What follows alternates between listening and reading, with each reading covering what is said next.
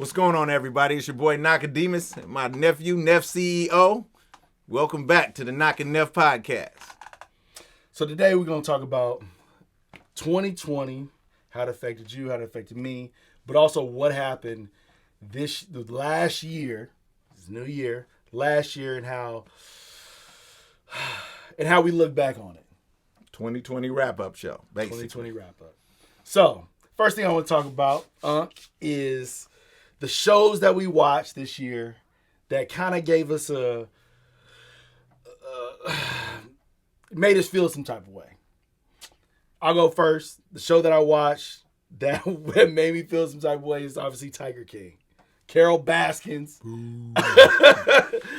The chaos that went on in this show was, I can't say unlike anything I've ever seen before, but it was unlike anything I've ever seen before. I can't even comment because I didn't even waste my time on Netflix with that. Don't get me wrong. It took me a long time to succumb to the peer pressure to watch this show. Yeah, it was too much hype. I wasn't doing it. But when I did watch it, it did have some parts in it that were worth it. You got to still watch it. You got to check it out. When everything's gone on Netflix, I'll watch it. So what's the show that you watched that encapsulated your 2020 or made you feel some type of way last year? Took me back to them glory days. The Last Dance. Oh, yeah. Great. Oh, yeah. We finally got to see Jordan human and telling the stories that we all wanted to hear about what happened with them championship teams.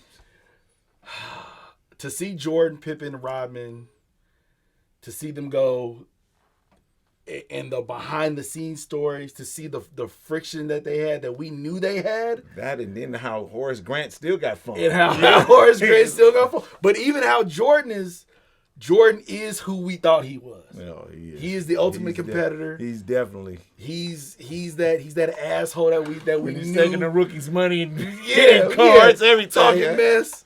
You know,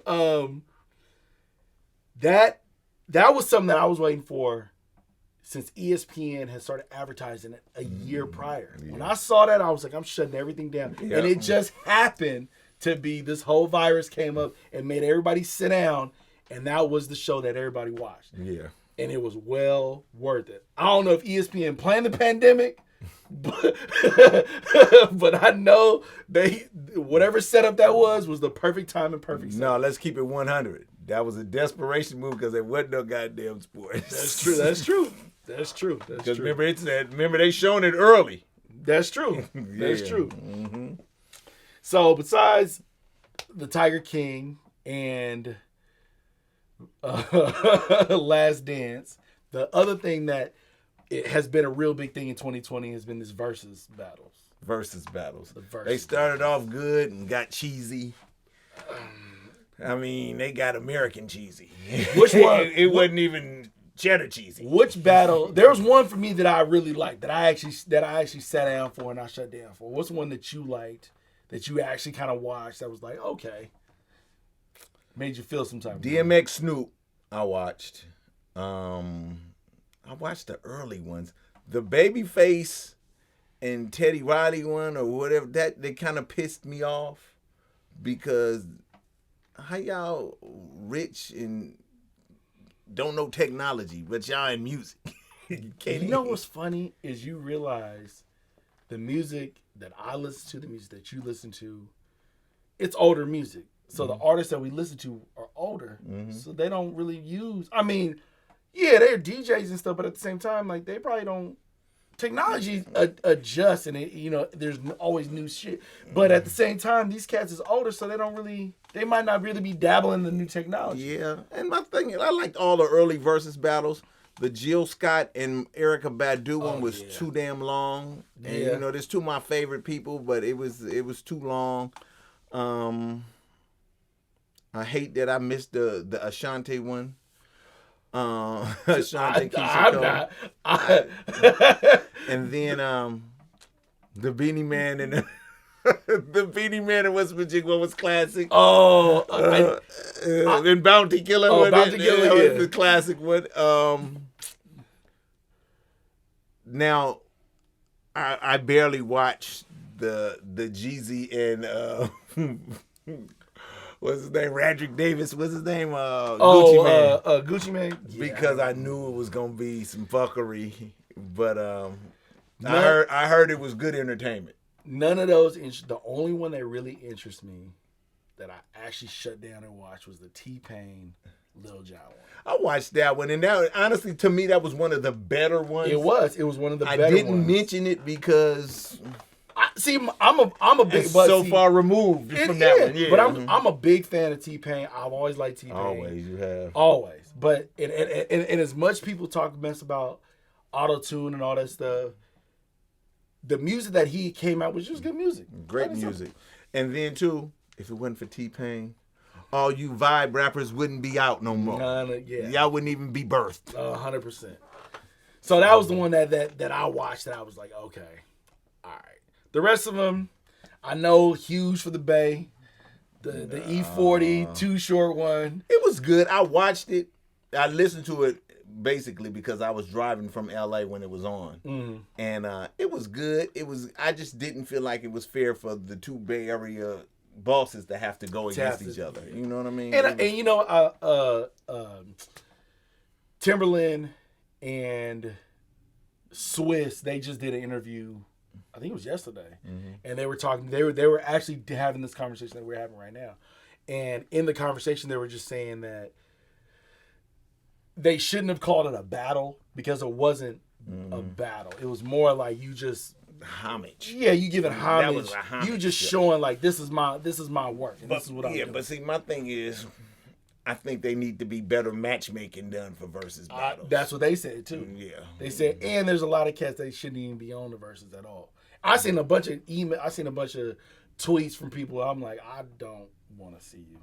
You don't even have that. Your catalog is not even that big enough to even do anything with. Yeah. The next thing in 2020, let's talk about the people who passed away. First, R.I.P. Chadwick Boseman. Black Panther will forever live in our hearts. I think that one. Well, obviously there's one more, but that one touched a lot of people. We had the conversation in our last podcast about movies and how I felt about Black Panther and what the impact of Black Panther was, as far as representation goes to us. Me as a black man, my son is a black, my son is a black boy, and your son is a black boy. And at the same time, how we have to see people on screen that look like us, who represent us in a positive way, in a positive manner. And this dude did it in every single movie he was in. Yeah. I don't care what he was in. And nobody knew. Nobody knew he was dying. Even that one, tell nobody. Even that movie he had on Netflix, 6 Bloods or 5 Bloods. 5 Bloods. Mm-hmm. Even that movie, you could see him wasting away in that movie. Yeah, but he still played. But he still played the hell out of that part. Mm-hmm. And still didn't. That one, and then what was it? The Bridges movie, the New York. Oh, 21 Bridges. 21 Bridges. 21 Bridges. You could look at him and tell you, like, his clothes didn't even fit in. Yeah, you could see it in his face. Yeah, he was wasting away, but he played the hell out the role. It's just like, it's one of them things like when you see a performer on the platform at a train station and he is just, you like, why this nigga ain't got a record deal? Yeah. That's the kind of performances he was putting on set. And the Jackie Robinson one. Mm-hmm. There's movies that he has that are weighted movies that are good that he played that I'm just like, man. He put together the best string of autobiographies I think any actor ever did. Yeah, because that James Brown. James Brown, that's right. He did do James Brown. He did James so much justice in that movie. Yeah. Who else? He, like I said, Jackie Robinson, Thurgood Marshall. He Marshall, played some great roles. He played some heavy roles. Now, I'm about to say another name. Deep in my heart, I know he had an impact on you because he was a hoop player. R.I.P. Kobe Bryant and Gianna. That one hurt. We both have daughters. And since we both have daughters, not only Kobe going down in that helicopter, his daughter going down. Mm-hmm. Also, what people didn't realize with Kobe Bryant was the fact that he had branched out into so many different things with the movies, the books, and Children books. Yeah. he had other things going on that a lot of people just didn't know, because you told me some stuff that I didn't know. Mm-hmm. Yeah, he was actually gonna leave Nike and start his own Mamba shoe company. See, that's a big thing. If you know anything about basketball, if you watch the league right now, I think the stats were like the main shoe that everybody wears are Kobe's, and then the next one is like Kyrie's, then LeBron's, and then some of whoever comes out, Jordans or whatever, whoever come after that. I didn't know that. Kobe has the most worn shoe in the league right now, and so him, and I don't know the ins and outs of the conversation, but him, not being happy with Nike and about to leave Nike and make his own Mamba shoe brand, that was going to change a lot of stuff. Dun, dun, dun, dun, Don't start that. I gotta give him some fuel. So that would be a big deal. But like I said, I mean, between him and his daughter going down, and not to mention the other people that went down in that helicopter crash, and all of us looking at it and seeing it. And realizing like, oh, and then talking to your friends and me calling you and calling your son and talking to my cousins and being like, this ain't true. This like, ain't true. He ain't. Come on. Like, why are you? And it was funny because L.A. born and raised. Mm-hmm. Kobe was a hero in L.A. And I think I took the Kobe Bryant death harder than I took the Nipsey Hussle death. I took Nipsey hard. I took Nipsey hard because, like I said, I introduced my son. I introduced a whole generation of artists I was working with under me to Nipsey Hussle. Yeah. So it was like, wow. My son was like, Dad, you heard your boy died. And I'm like, what you mean my boy died? He said, somebody killed Nipsey outside his store today. And the trip to it was in L.A. on my way there. Yeah, I was... And Nipsey obviously died in 2019. I think it was March or something. And that was one of those things because I was so into Nipsey and I knew his career was about to blow up. Not just from his music, but the things that he was doing outside of it. Like he was an actual entrepreneur who wanted to develop his community, wanted to help, and was. I think the whole fact that he wanted to develop the community was the biggest thing. But let's move on. Nipsey didn't die this year. That's true. That's true. So Kobe sticking to L.A. Also, somebody that you actually knew personally was Tiny. People know him as Debo. My boy, Tommy Lister, man. Lived in my neighborhood, was a hero. I went to Long Beach City College. He shot put it at Long Beach City College just as I ran track there, but he was before me. I went to Cal State Los Angeles. He was a shot putter there also. And it's like our whole life in athletics was kind of parallel. And it was like he lived in my neighborhood. He was like the big homie. We watched him become Zeus. We watched him become famous. So it was like that was a hard hit one. Yeah. Because I didn't realize he was that sick. Yeah. You know what I mean? I remember seeing some video of him in a I think it was a casino, and he was sitting there talking to somebody. He walked up to somebody, and you could see, as we get old, you could just tell he wasn't Zeus anymore. I've always remembered him as Zeus. Yeah. I always remembered as Zeus fighting Hulk Hogan and Debo, and then obviously Debo. And so looking at him, I'm like, oh man, like one of the giants has fallen. And here's one for you, all y'all fail to remember: Tiny was a black president. Fifth Element. Oh, that's true. That's true. That's true.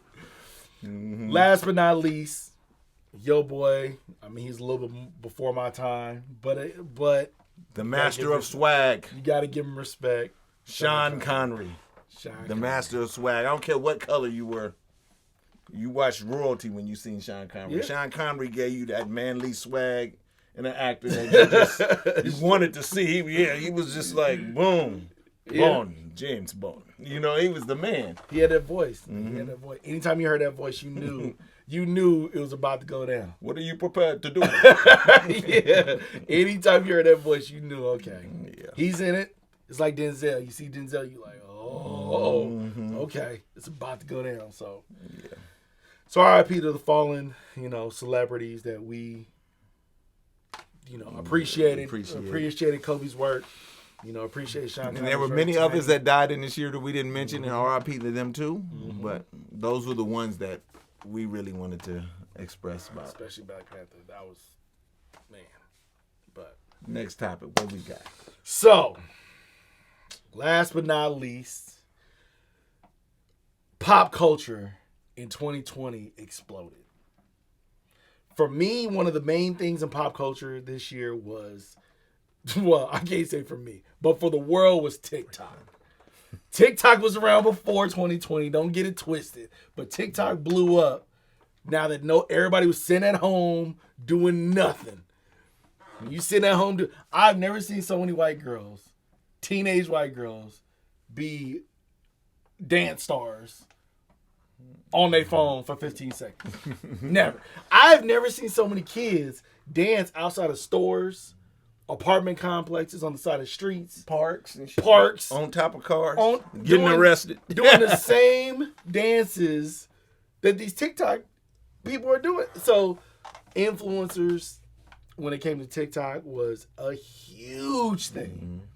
I'm too old for it. I didn't even have TikTok on my phone until they was going to delete it. Until the president was coming after it. And I was like, you know what? I might need it for something. Never know. But you know what? Another thing that was big, TikTok was big, and we all know Instagram and Facebook are big in pop culture. But another thing that was big was the fact that they took political ads and all of that stuff off Facebook going into the election. So they can't be accused of influencing the election. True. I thought that was big. That's big Them, too. Twitter, all that. I thought that was big. Another thing was Instagram Live. That's a big deal too. Because there was so much Instagram living going on. Shout out to D Nice because you kept it popping through the quarantine, bruh. No, shout out to Boosie. Put your pussy lips on live for $1,000. Yeah, he was See, tripping. when I looked at my Instagram live, now don't get me wrong, I would look at my Instagram live and be like, the chaos that is a mountain on this thing. the amount of soap and water I gotta put on my phone because of just scrolling on somebody's stuff and being like, okay, I don't know where I gotta throw this. Let me throw it far away from me. Instagram Live was popping all year. Another thing we didn't talk about though. Fans only. Oh. Wow. I got, yo. Fans Let's just say only. this. I know some people who have a fans only.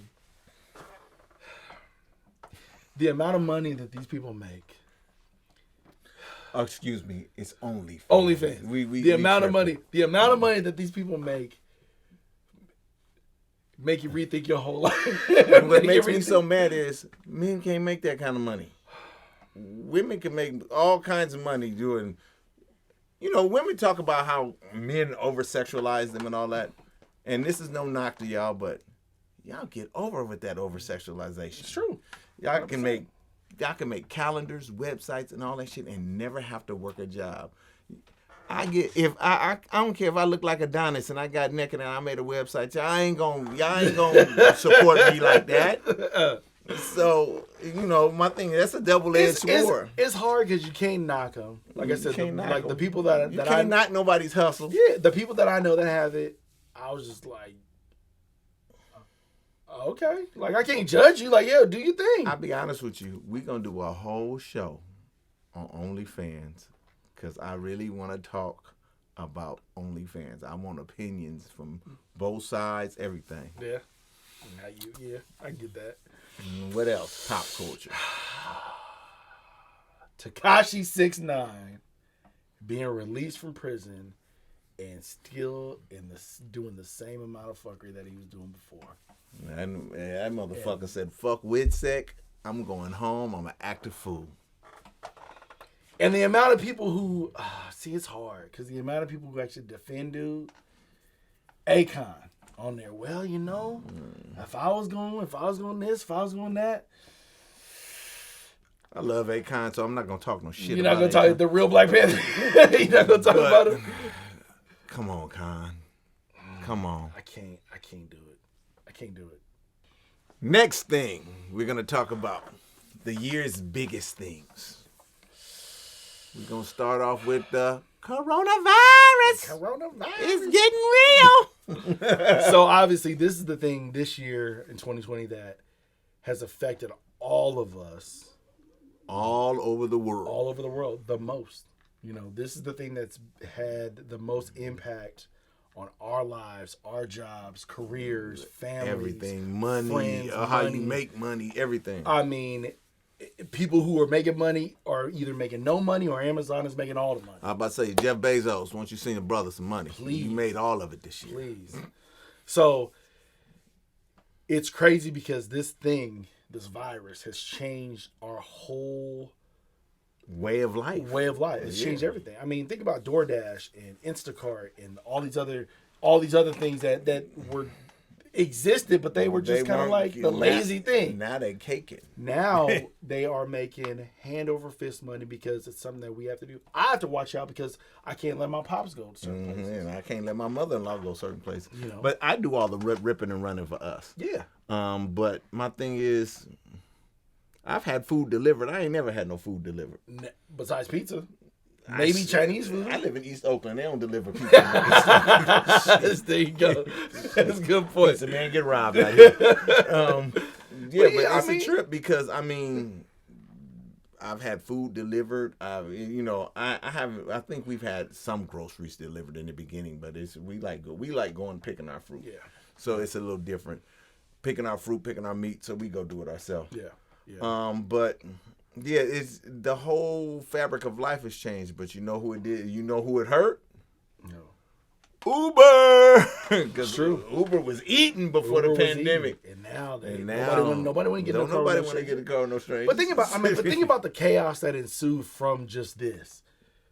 People in the whole toilet paper thing when this thing first started. And you know it's a trip because every time they say they're gonna lock us down, people run in there and buy up all the toilet paper. Why?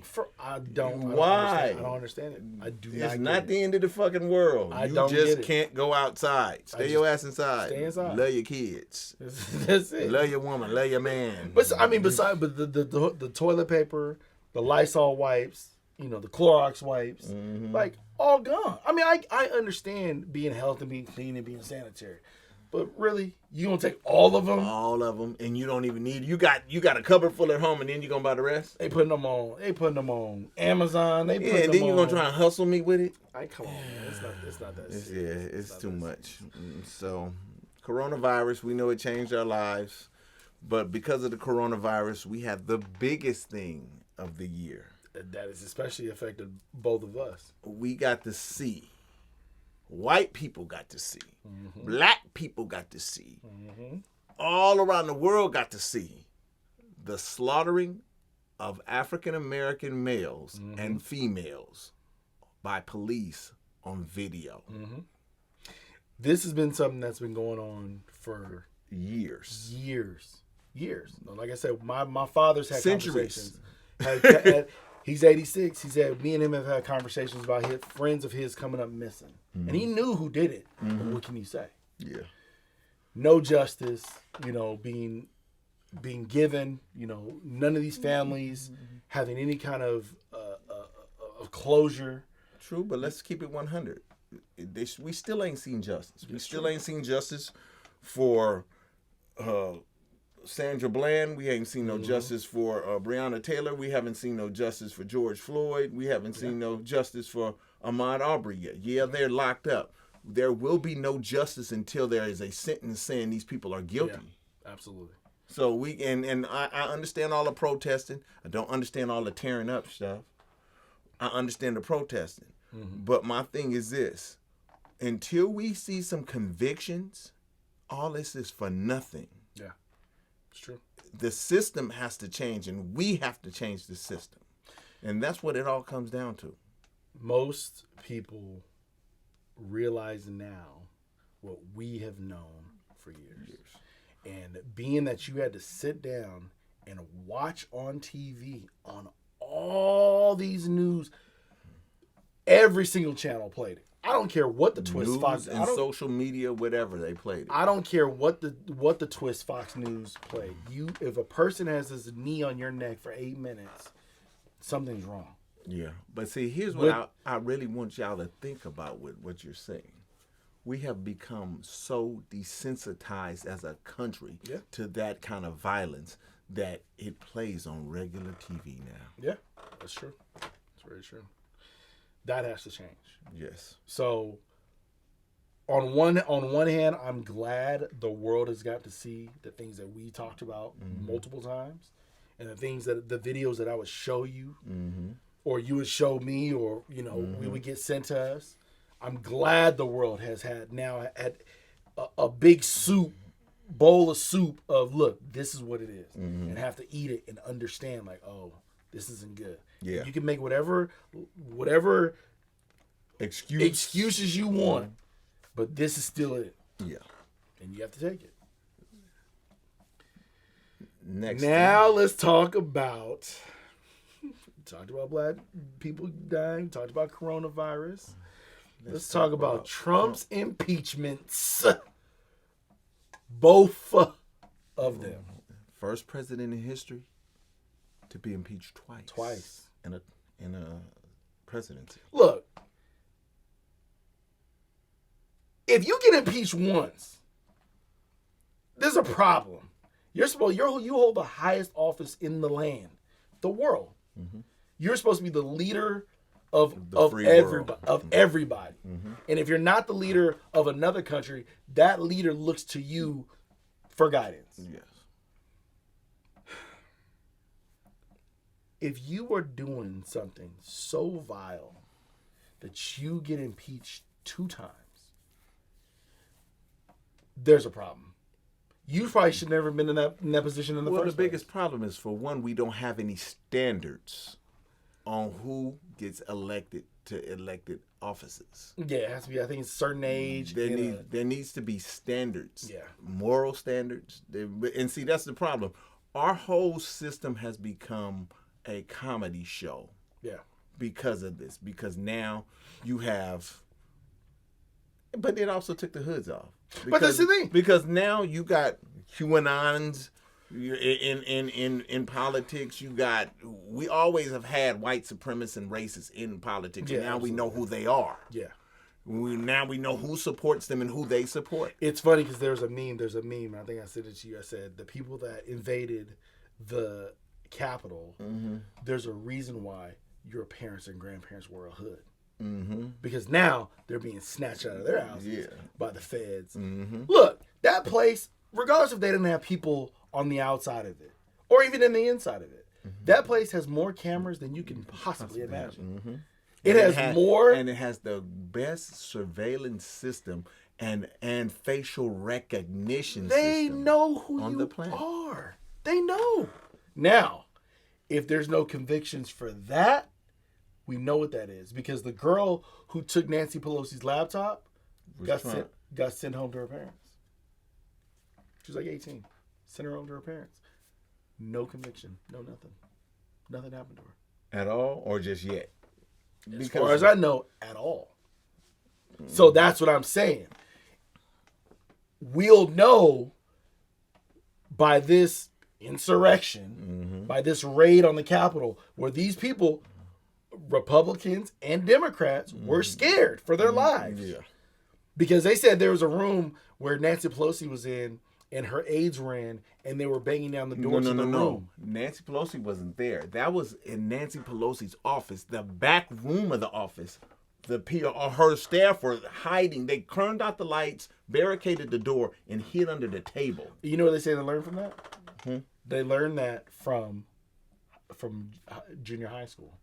Because of the school shooting. That should tell you something. If you learn how to barricade yourself in a room, I don't know how to do that. I mean, I've seen it in the movies. Move some heavy shit in front of a door.